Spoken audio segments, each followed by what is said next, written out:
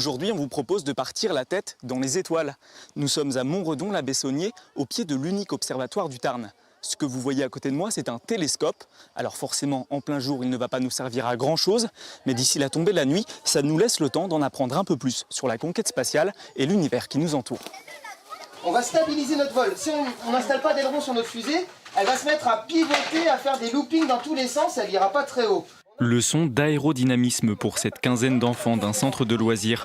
Après la théorie, place à la pratique, les ingénieurs en herbe vont concevoir leur propre modèle de fusée. Donc là, en fait, on colle l'aileron à côté du goulot pour que la fusée se stabilise. On va y mettre de l'eau dans cette partie et après on va enlever le bouchon et du coup ça va partir. Et j'ai un bon espoir que ça parte haut. Ouais. Sur le pas de tir, c'est Christopher, médiateur scientifique, qui contrôle le lancement. Allez, appuie bien fort. On est quand même à 160 km/h en une seconde. Mais quand elles font 50 mètres de haut, c'est tout de suite plus impressionnant. Ce qu'il y a en bas là, c'est de la vapeur d'eau.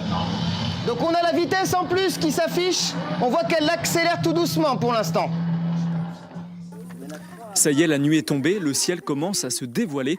Place au plus intéressant, l'observation. Alors Christopher, qu'est-ce qu'on peut voir dans le ciel ce soir?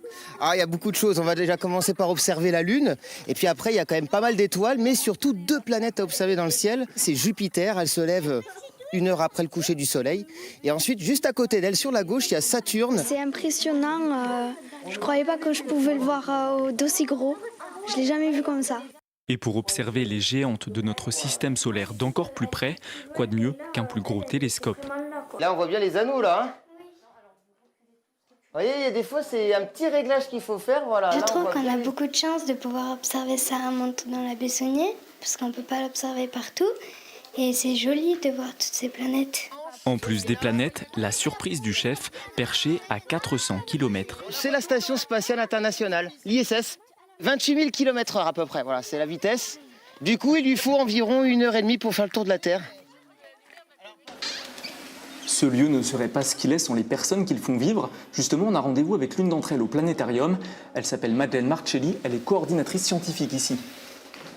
Bonjour Madeleine. Bonjour. Quel est le rôle aujourd'hui des petits observatoires comme celui-ci qui n'ont pas forcément une vocation de recherche scientifique? Alors, c'est permettre, je pense, au plus grand nombre donc d'avoir un petit peu une image de ce qu'est l'astronomie tout court, parce que nous sommes des poussières d'étoiles et comprendre ce qui se passe dans notre ciel, dans notre univers, c'est aussi comprendre ce que l'on est, ce que l'on fait ici et quel est notre avenir. Alors du 7 au 9 août, ce sont les nuits des étoiles. Pourquoi est-ce que c'est la meilleure période pour observer le ciel? C'est une période qui permet aux gens de sortir le soir sans être emmitouflés, avoir froid et pouvoir observer le ciel, compter donc toutes ces étoiles filantes de manière un peu ludique et puis dans des conditions atmosphériques bonnes, je veux dire. Maintenant, il est clair que les meilleures observations que l'on puisse faire sont quand même faites en hiver puisqu'il y a beaucoup moins de turbulences qui sont dues à la chaleur. Vous avez accueilli des enfants ici aujourd'hui, ils nous ont parlé de Thomas Pesquet. Est-ce que vous pensez que son expédition dans la Station Spatiale Internationale, il y a quelques années maintenant, a relancé un petit peu l'engouement des Français, en tout cas pour l'astronomie? Ça a eu beaucoup d'impact, en fait, puisque lorsqu'ils viennent au planétarium, ils nous en parlent. Le premier nom qui sort, c'est Thomas Pesquet. D'autant plus qu'il va repartir, là, puisqu'il se prépare donc à sa prochaine mission. Et je pense que ça va donc continuer et donner encore un influx supplémentaire voilà, en France, du moins. Est-ce que vous avez un conseil à donner à quelqu'un qui voudrait se lancer dans l'observation du ciel, dans l'astronomie? C'est déjà peut-être, ne serait-ce qu'avec une paire de jumelles, observer le ciel.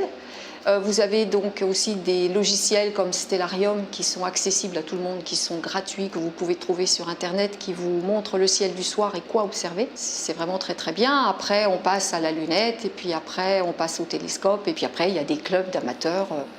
Pour les plus motivés, le planétarium propose aussi des randonnées d'observation tous les lundis et vendredis sur réservation. Moi, je pourrais passer des heures à regarder le ciel d'ailleurs. C'est ce que je vais faire. Je vous laisse.